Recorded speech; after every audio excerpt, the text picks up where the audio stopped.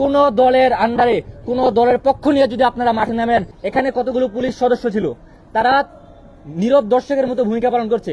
AB Zubair সহ মুসাদ্দেক তারা জুলাই আন্দোলনের সময় সম্মুখ সারির নেতৃবৃন্দ। একটা খারাপ দৃষ্টিকোণ থেকে খারাপ ব্যাপারের বিরুদ্ধে যাবেন, আপনারা মিছিল করবেন, ওইটা যদি আপনারা মব মনে করেন, আর যদি কারো গায়ে হাত তোলা হয় ওইটাকে আপনারা মব বলবেন না। বিভিন্ন দ্রব্যমূল্যের যেই দাম ঊর্ধ্বলগ্নে, তা নিয়ে খুবই উদ্বিগ্ন। তারপর এই ব্যাপারটা সহ সবচেয়ে কনসার্নিং একটা ব্যাপার, বাংলাদেশের প্রত্যেকটি ক্যাম্পাসে আবার উত্তপ্ত পরিস্থিতি সৃষ্টি হয়েছে। আমরা যদি দেখি যে চট্টগ্রাম সিটি কলেজ থেকে শিবির এবং ছাত্রদলের মধ্যকার যেই পরিস্থিতি সৃষ্টি হয়েছে, সেখানে আইন শৃঙ্খলা রক্ষাকারী বাহিনীর ভূমিকাটা কি ছিল, আমরা একটা ভিডিও ফুটেজের মাধ্যমে দেখতে পেয়েছি। এখানে কতগুলো পুলিশ সদস্য ছিল, তারা নীরব দর্শকের মতো ভূমিকা পালন করছে, যেটা খুবই উদ্বেগজনক ব্যাপার। কারণ আমরা জানি দেশের মধ্যে আইন শৃঙ্খলা রক্ষাকারী বাহিনী আছে। আপনারা সবাই বলতেন যে ডক্টর ইউনূসের আমলে তো আইন শৃঙ্খলা রক্ষাকারী বাহিনী একটু ঝিমিয়েছিল। এখন তো আমাদের নির্বাচিত সরকার, এখন আমাদের নির্বাচিত সরকারের অধীনে যদি আমরা এই আইন শৃঙ্খলা রক্ষাকারী বাহিনীর এত নীরব ভূমিকা পালন করতে দেখি, তাহলে এটা আমাদের ভবিষ্যতের জন্য খুবই উদ্বেগজনক ব্যাপার। আরেকটি কথা হচ্ছে, আমাদের জাতীয় সরকার নির্বাচিত হয়েছে মাত্র 2 মাস হয়েছে।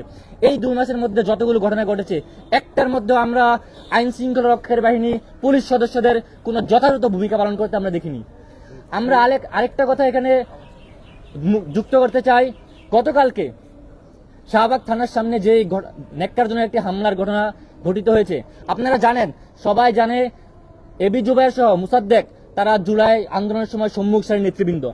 তারা কোনো দলমত এইসব আমরা দেখতে চাই না। আমরা জানি, আমরা একটা কথাই বলতে চাই, জুলাই এই খুনি হাসিনার বিরুদ্ধে কে কে ওখানে নেতৃত্বে ছিল, এই নেতৃত্বের দৃষ্টিকোণ থেকে এবি জুবায়ের, মুসাদ্দেক সহ তাদেরকে যে মবিস্টার বলা হয়, আমি বলি, আপনারা যখন কোন একটা খারাপ দৃষ্টিকোণ থেকে খারাপ ব্যাপারের বিরুদ্ধে যাবেন, আপনারা মিছিল করবেন, ওইটা যদি আপনারা মব মনে করেন, আর যদি কারো গায়ে হাত তোলা হয় ওইটাকে আপনারা মব বলবেন না, ওইটাকে আপনারা বিভিন্নভাবে জাস্টিফাই করবেন। সুতরাং এসব ভণ্ডামি বাদ দিতে হবে।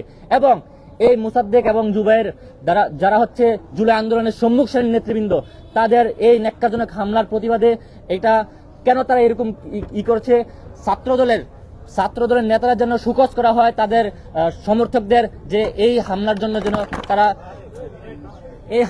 যেন তারা যথাযথ জবাব দেয়।